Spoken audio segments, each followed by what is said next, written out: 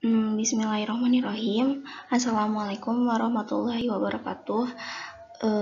Kami dari kelompok 8 akan menjelaskan tentang ragam kepribadian guru yang beranggotakan saya pribadi Anissa Nabila, ada Eva Siti Farida, dan Iklimah Hoirunisa. Nah, baik, di sini saya akan menjelaskan tentang pengertian guru dan kepribadian guru. Pengertian guru di sini menurut Kamus Besar Bahasa Indonesia, guru adalah seorang yang pekerjaannya mengajar. Dalam bahasa Arab disebut mu'alim dan dalam bahasa Inggris disebut teacher. Semua memiliki arti yang sederhana, yakni version occupation is teaching other, yang artinya guru ialah seorang yang pekerjaannya mengajar orang lain. Nah, sedangkan arti secara umumnya, guru adalah pendidik dan pengajar pada pendidikan anak usia dini, jalur sekolah atau pendidikan formal, pendidikan dasar, dan pendidikan menengah, dengan tugas utamanya mendidik, mengajar, membimbing, mengarahkan, melatih, menilai, dan mengevaluasi peserta didik. Dan selanjutnya ada pengertian kepribadian guru. Kepribadian guru ini adalah salah satu kompetensi yang harus dimiliki oleh seseorang guru. Kompetensi ini adalah kemampuan tertentu yang harus dimiliki oleh seorang sebagai syarat dalam mencapai tujuan di bidang tertentu. Sedangkan kepribadian ini adalah perilaku yang menjadi ciri khas individu. Jadi dapat disimpulkan bahwa kompetensi kepribadian adalah perilaku yang menjadi ciri khas dalam mencapai tujuan profesinya. Nah, profesi ini adalah merupakan jabatan atau pekerjaan tertentu yang mensyaratkan pengetahuan dan keterampilan khusus yang diperoleh dari pendidikan akademis yang intensif. Adalah profesi merupakan pekerjaan yang harus memiliki keterampilan khusus di bidang dan menjadi pembeda antara profesi satu dengan yang lainnya. Jadi profesi seseorang guru menuntut peran sebagai penunjang kegiatan pembelajaran, sebagai seorang teladan, motivator, intelektual, dan bersikap bijak bagi peserta didiknya. Jadi dapat disimpulkan bahwa kompetensi guru adalah kemampuan tertentu yang melekat pada diri seorang guru yang menjadi pembeda antara profesi guru dan profesi lainnya dalam upaya mengemban tugas dan mencapai tujuan dari seorang pendidik.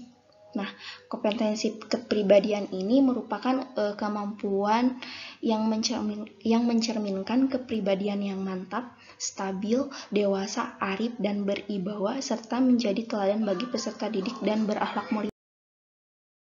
Nah, yang selanjutnya ada perkembangan kepribadian guru. Kepribadian merupakan hal yang abstrak, sukar dilihat, yang dapat diketahui, yaitu penampilan dalam segala aspek kehidupan seperti ucapan, tindakan, cara berpakaian, dan lainnya.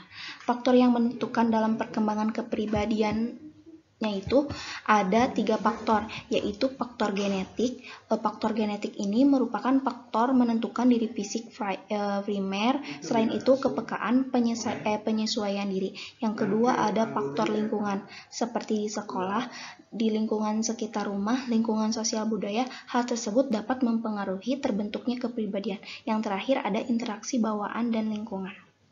Nah, kepribadian guru terbentuk adanya pengaruh kode kelakuan yang diinginkan oleh masyarakat dan sifat profesinya. Dalam menjalankan profesinya sebagai guru, ia perlahan membentuk kepribadiannya. Lingkungan sosialnya menganggap ia sebagai guru, maka ia bereaksi sebagai guru pula. Nah, statusnya sebagai guru, seorang guru tidak bisa seenaknya dalam pergaulan yang dianggap tidak pantas bagi seorang guru. Tetapi seorang guru akan mencari pergaulannya dari kalangan yang memiliki pendidikan yang sama dengannya. Nah, selanjutnya ada ragam kepribadian guru. Nah, berdasarkan Standar Nasional Pendidikan, penjelasan pasal 28 ayat 3 butir B disebutkan bahwa yang dimaksud dengan kompetensi kepribadian adalah kemampuan kepribadian yang arif, mantap, stabil, dewasa, berwibawa, dan berakhlak mulia, menjadi teladan bagi peserta didik. Nah, ada beberapa ragam kepribadian Yang pertama ada pribadi yang disiplin. Pribadi yang disiplin ini berasal dari kata Inggris yaitu disiplin, yang memiliki makna tertib, taat, penguasaan diri, latihan membentuk, meluruskan atau menyempurnakan sesuatu. Sebagai karakter moral, hukum yang diberikan untuk memperbaiki sistem peraturan bagi tingkah laku. Menurut Khairul Rahman dan Heri Gunawan, definisi kedisiplinan secara konseptual adalah sikap mental untuk melakukan hal-hal yang seharusnya pada saat tepat dan benar-benar menghargai waktu. Nah, untuk menanamkan pribadi disiplin pada murid, guru bertanggung jawab untuk mengarahkan dan berbuat baik menjadi contoh sabar dan penuh pengertian. Nah, menurut Mulyasa 2009, untuk mendisiplinkan peserta didik, guru harus melakukan hal-hal berikut. Yang pertama, membantu peserta didik mengembangkan pola perilaku dirinya. Yang kedua, membantu perkembangan peserta didik dalam standar perilakunya. Yang ketiga, membantu pelaksanaan aturan sebagai alat untuk membantu menegakkan disiplin. Nah, seseorang guru harus bersungguh-sungguh dalam melaksanakan tugasnya dengan perhatian dan aktif. Guru juga memiliki pengaruh cukup besar terhadap proses belajar, mengajar, dan perilaku peserta didiknya. Apabila si guru dapat bersikap disiplin terhadap tata tertib yang berlaku, maka peserta didik pun cenderung akan meniru sikap disiplin guru tersebut. Nah, dari sikap disiplin yang tertanam dalam diri seorang guru ini, maka diharapkan dapat menumbuhkan rasa tanggung jawab dan melaksanakan tugas yang ditanggungnya, dan dapat menciptakan suatu suasana pembelajaran yang baik. Terdapat hubungan antara pribadi guru yang disiplin dengan keberhasilan guru dalam kegiatan pembelajaran. Artinya, semakin tinggi disiplin guru dalam pekerjaannya, semakin tinggi disiplin maka akan semakin baik hasil pekerjaannya itu. Nah, hal ini bahwa disiplin sangat berperan dalam membentuk pola dan etos kerja produktif. Yang selanjutnya ada pribadi yang jujur dan adil. Menurut Rusyan, jujur adalah tulus, ikhlas dalam menjalankan tugasnya sebagai seorang guru berdasarkan peraturan yang ada, tidak pamrih, serta sesuai dengan norma-norma yang berlaku. Sedangkan menurut Hamzah, jujur adalah kesetiaan, ketulusan hati, dan kepercayaan. Nah, suatu sikap pribadi yang setia, seorang yang jujur selalu menepati janjinya, teliti dalam melaksanakan tugas, berani mengakui kesalahan sendiri, dan selalu berusaha agar tindakan yang dilakukan sejalan dengan perkataannya. Dari pernyataan tersebut bahwa jujur adalah sifat benar yang dapat dipercaya baik dalam perkataan maupun perbuatan, serta dapat menjaga kepercayaan orang lain yang diberikan kepadanya. Nah, pribadi yang jujur ini adalah sudah seharusnya tertanam dalam diri seorang guru. Selain itu, jujur juga harus diterapkan dalam proses belajar mengajar. Dengan demikian, kejujuran bagi guru adalah penting yang harus ditanamkan dalam pribadinya. Jika jujur sudah dimiliki oleh seorang guru, artinya ia juga sudah memiliki sikap disiplin yang tinggi dalam melaksanakan tugasnya sebagai pengajar dan pendidik. Nah, guru juga merupakan panutan bagi peserta didik. Karena itu, guru harus memiliki kepribadian yang baik untuk menjadi contoh bagi peserta didiknya. Termasuk menjadi pribadi yang jujur, artinya diajarkan harus sesuai dengan yang dianjurkan. Jujur bagaikan barang mahal yang sulit didapat. Sebenarnya tidak sulit mendapatkan orang yang hebat, ahli, cerdas, terampil, dan pintar menjadi guru, tetapi sulit untuk mendapatkan orang yang jujur menjadi seseorang guru atau pendidik. Nah, begitupun tidak sulit mengajarkan seseorang menjadi hebat dan pintar, tetapi sulit mendidik seseorang menjadi individu yang bersikap jujur. Nah, ilmu pengetahuan dan teknologi dapat diajarkan, tetapi sikap jujur itu hanya bisa dengan pendidik tersebut, karena dapat ditegaskan bahwa mengajar dan mendidik itu berbeda. Mengajar merupakan mentransfer ilmu, sedangkan mendidik adalah memberikan kehidupan atau sikap langsung sebagai contoh dan panutan yang dapat diteladani oleh peserta didik dari pendidik. Nah, selain pribadi yang jujur juga, si guru harus memiliki pribadi yang adil. Nah, di sini ada menurut Kamus Besar Bahasa Indonesia atau KBBI. Adil adalah sama berat, tidak berat sebelah, tidak memihak, berpihak pada yang benar, dan tidak sewenang-wenang. Nah, guru dapat memaknai adil dalam arti sama, yaitu pelakuan yang sama atau tidak membeda-bedakan antara peserta didik yang satu dengan yang lainnya. Nah, seseorang guru ini harus bersikap adil terhadap peserta didiknya agar tidak ada kecemburuan sosial dalam proses pembelajaran yang dapat menimbulkan respon negatif terhadap guru itu sendiri. Nah, para guru ini akan dihadapkan dengan berbagai macam persoalan terkait peserta didik dengan baik dalam memberikan pembelajaran, membagikan tugas yang memerlukan kerja kelompok atau mengutamakan sebagian mereka dari sebagian yang lain dan sejenisnya. Nah, sikap adil terhadap peserta didik ini sangat ditekankan, tidak tempat mengasihi seseorang atau mengutamakan diri yang lain, baik karena alasan kerabat atau kenalan dan lainnya. Nah, selanjutnya si guru ini juga harus berlaku adil dalam memberikan penilaian peserta diri, jangan membeda-bedakan peserta didik yang pintar dan kurang pintar, serta tidak memuji secara berlebihan terhadap siswa yang pintar di hadapan siswa yang kurang pandai dan membandingkan kemampuan secara langsung maupun status sosial peserta didik.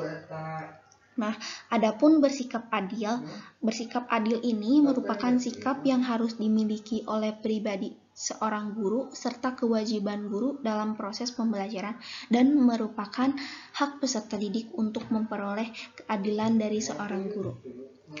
Tetapi kembali ke realita ya, bahwa masih banyak atau masih ada guru yang menunjukkan ketidakadilan terhadap peserta didiknya, sehingga memberikan dampak negatif pada perkembangan peserta didik ini. Nah, hal ini seringkali dilakukan terutama dalam aspek penilaian peserta didik. Nah, baik, terima kasih penjelasan dari saya. Selanjutnya akan dijelaskan oleh rekan saya yaitu Epa, menjelaskan tentang ragam kepribadian guru.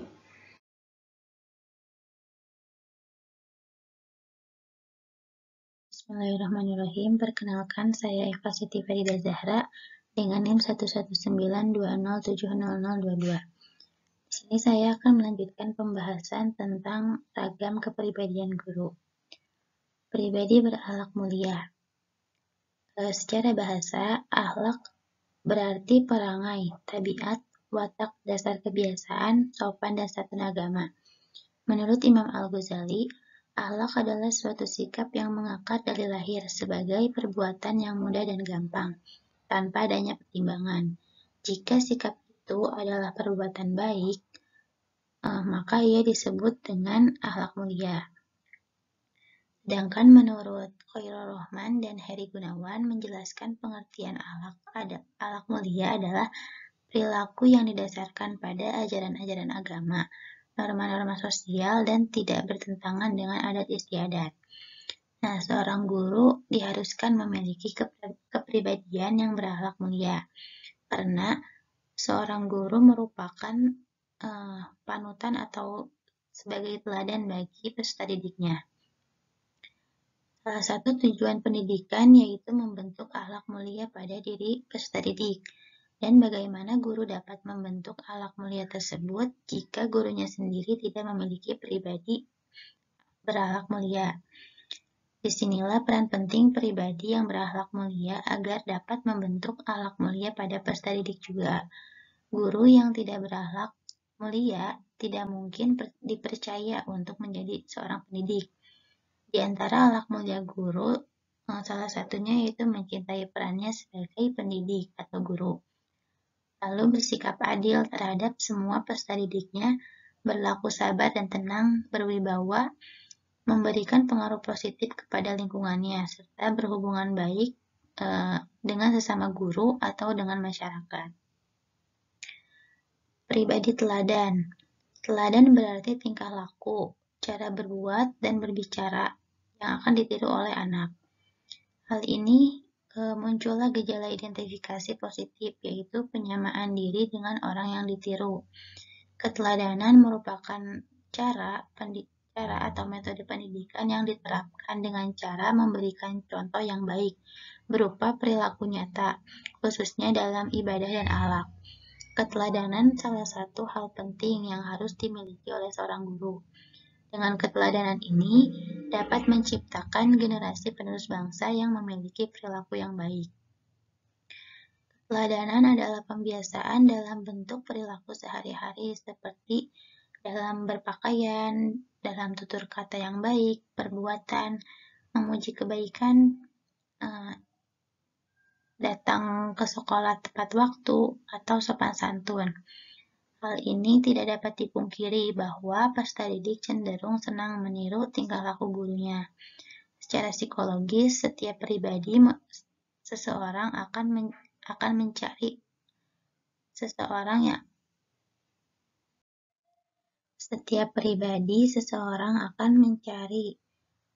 seseorang yang akan dijadikan teladan bagi pribadinya. Firman Allah Subhanahu wa Ta'ala dalam Quran Surat Al-Ahzab ayat 21 dapat dipahami bahwa Allah mengutus Nabi Muhammad sebagai figur tauladan yang paling baik bagi umatnya. Keteladanan itu diwujudkan dalam bentuk ucapan, perbuatan, dan cara beliau berdakwah kepada berbagai golongan yang berbeda karakteristiknya, sehingga beliau memiliki akhlak yang mulia. Nah, pengaruh yang kuat dalam memberikan pendidikan terhadap peserta didik adalah teladan seorang guru dapat memberikan teladan yang baik dan benar dengan cara menunjukkan sikap baik, misalnya sikap komunikasi dengan peserta didik upaya mempererat interaksi antara guru dengan peserta didik, sikap menghadapi problema atau masalah dengan baik dalam menghadapi berbagai masalah. Lalu bisa dengan cara mengurangi sikap yang tidak baik. Sebagai guru yang teladan harus memperhatikan perilakunya dan diusahakan agar tidak melakukan perbuatan yang dapat berpengaruh negatif bagi peserta didiknya. Lalu bisa dengan cara menunjukkan kasih sayang terhadap peserta didik. Itulah mengapa seorang guru harus memiliki pribadi teladan. An-Nahlawi menjelaskan bahwa keberhasilan keteladanan tergantung pada kualitas kesungguhan, realisasi karakteristik yang diteladankan seperti keilmuan, keikhlasan, kepemimpinan, dan tindakan kebaikan lainnya. Selanjutnya, pribadi yang mantap. Kata mantap dapat diartikan sebagai tetap hati, kukuh, kuat, tidak goyah, tidak terganggu, dan tetap atau tidak berubah. Kepribadian yang mantap menekankan pada 3 hal yang merupakan landasan kepribadiannya, yaitu kebenaran, tanggung jawab, dan kehormatan. Kepribadian ini memperjuangkan hal-hal yang diyakini benar secara tenang dan ulet. Menurut Khairul Rahman dan Heri Gunawan dalam bukunya, ciri-ciri kepribadian yang mantap adalah seperti penampilan guru yang tenang dan menggambarkan kemantapan pribadi seorang guru. Guru yang berpenampilan tenang, tampak dan dalam perilaku mengajarnya.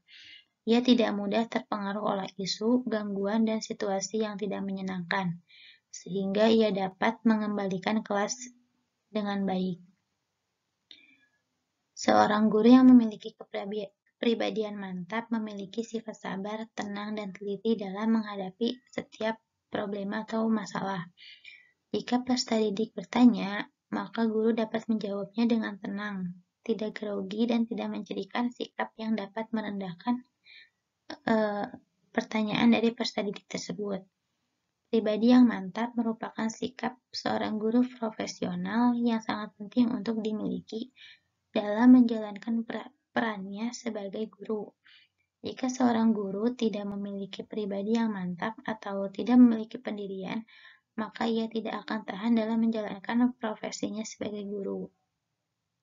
Selanjutnya, pribadi yang stabil.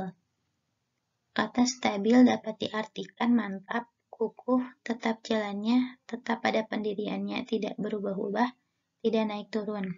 Pribadi yang stabil juga harus dimiliki oleh seorang guru.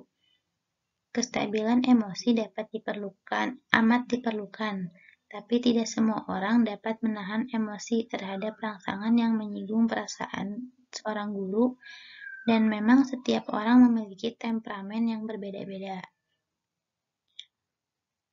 Ada pendapat bahwa orang yang pandai mengendalikan emosinya hingga stabil, maka pada dasarnya ia telah memiliki kecerdasan sosial yang tinggi, karena kecerdasan sosial tersebut akan berempati kepada orang lain.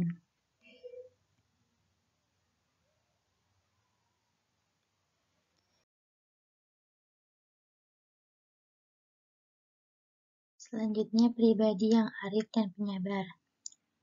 Pribadi yang arif dan penyabar harus dimiliki oleh setiap guru dalam mendidik dan mengajar siswanya. Kata arif dapat diartikan sebagai bijaksana, cerdik, berilmu, paham, dan mengerti.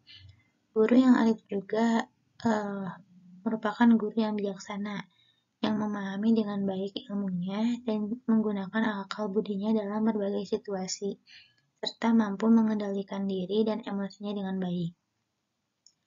Ciri-ciri pribadi guru yang arif dapat dilihat dari karakter yang luhur dan akhlaknya, yaitu mampu menilai diri sendiri secara realistis dengan berbagai kelebihan dan kekurangan, serta peka terhadap hati nuraninya, sehingga ia mampu berlaku adil, jujur, berani, tegas, dan berintegritas. Guru yang arif juga mampu menghadapi dan menerima segala kondisi yang terjadi, tetap bersikap optimis ketika menghadapi kegagalan atau masalah. Juga tidak mudah putus asa.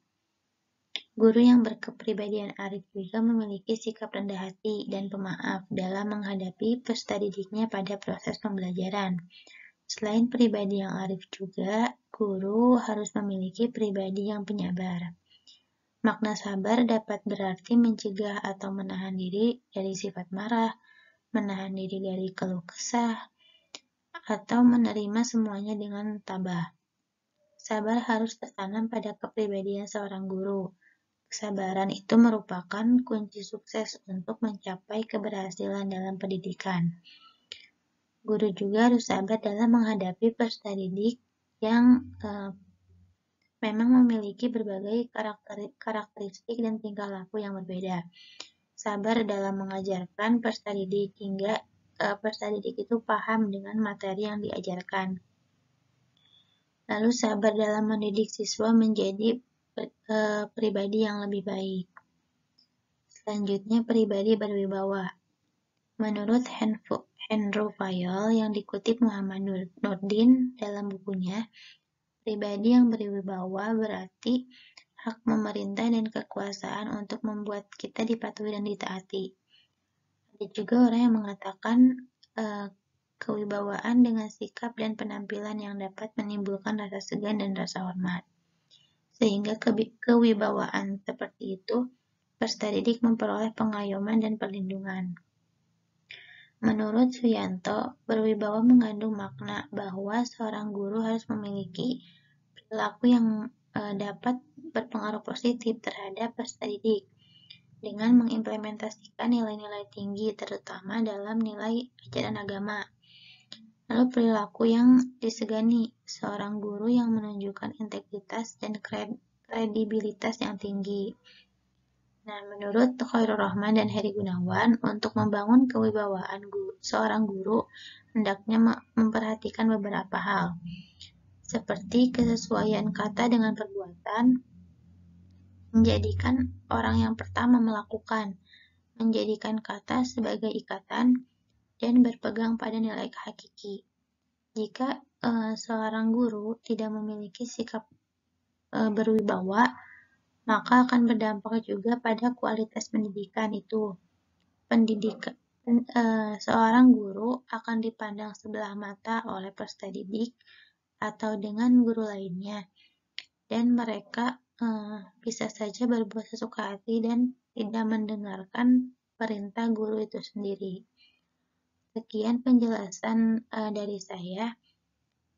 Pembahasan selanjutnya akan dijelaskan oleh rekan saya, yaitu Iklima. Bismillahirrahmanirrahim. Assalamualaikum warahmatullahi wabarakatuh. Izin memperkenalkan diri, nama Iklimah Khairunisa, NIM 119207030.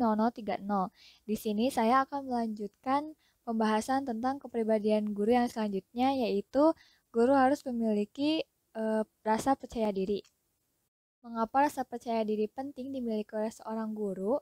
Karena apabila guru mengajar dengan rasa percaya diri yang tinggi dan optimis, maka dalam proses pembelajaran, peserta didik akan bersemangat dalam mengikuti pembelajaran. Jika seorang guru memiliki kepercayaan diri yang tinggi dan juga optimis, ketika membangun interaksi dalam pembelajaran dapat ditunjukkan dari kondisi pembelajaran yang kondusif dan juga efektif, di mana suasana pembelajaran tidak terasa canggung dan siswa aktif dalam proses pembelajaran. Lalu bagaimana agar bisa mendatangkan rasa percaya diri, yaitu ketika mengajar, rasa percaya diri dipengaruhi oleh adanya keyakinan pada diri guru dan kemampuan dalam mengajar. Sehingga kepercayaan diri yang baik akan melahirkan suasana pembelajaran yang menyenangkan dan menaikkan minat belajar peserta didik. Ciri-ciri stereotip guru. Stereotip adalah kombinasi dari ciri-ciri yang sering diterapkan atau dilakukan oleh suatu kelompok terhadap kelompok lain atau seseorang kepada orang lain. Dan dapat dikatakan stereotip adalah sifat kepribadian. Adapun ciri-ciri stereotip guru diantaranya, guru pandai menahan diri, berhati-hati, dan tidak segera menggabungkan diri dalam pergaulan dengan orang lain, karena tidak berpartisipasi sepenuhnya dalam kegiatan sosial.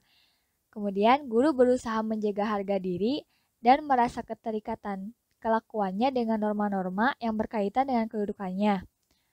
Guru tidak memperlihatkan kepribadian yang fleksibel, cenderung memiliki pendirian yang tegas dan mempertahankannya. Pada umumnya, guru tidak terdorong oleh motivasi yang kuat untuk menjadi guru.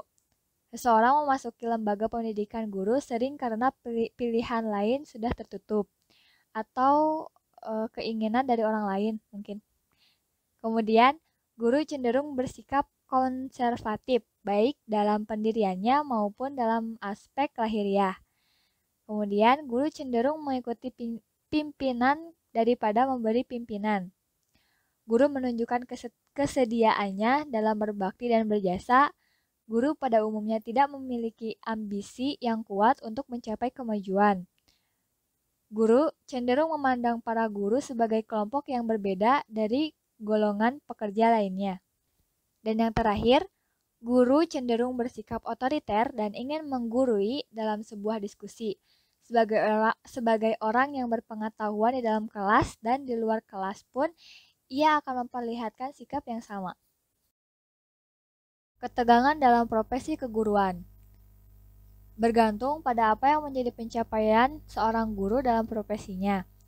Beberapa aspek yang menjadi sumber ketegangan dalam profesi keguruan diantaranya, yang pertama adalah aspek finansial.